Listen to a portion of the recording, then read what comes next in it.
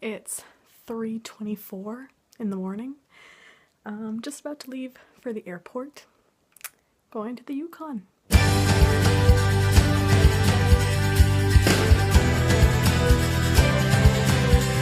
On May 15th, 2016, 21 students and 7 teachers headed up to the Yukon for a mission trip.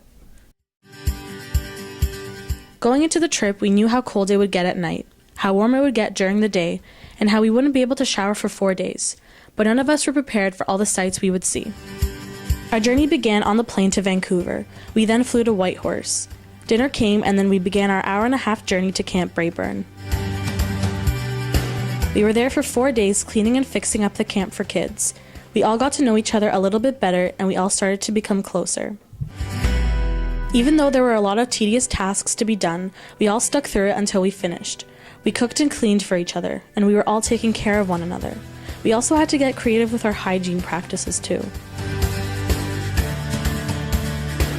From there, we went to Yukon College for a conference about decolonization of the First Nations.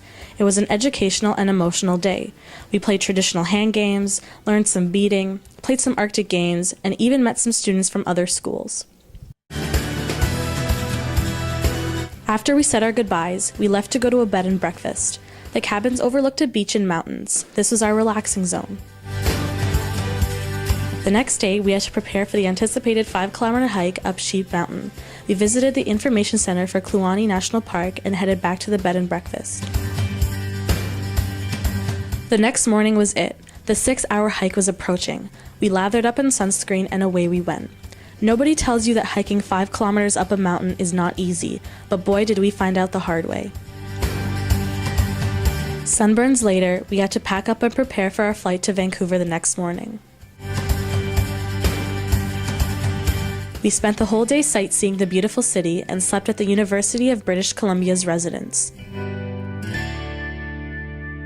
The next day, we were out of the dorms by 4:30 in the morning and heading back to Toronto. Although this 8-day trip only allowed us to see some of Canada's beauty, I think it's safe to say that the Yukon is a place we can call home. Bonds were made, stories were told, and most importantly, a family came out of everything.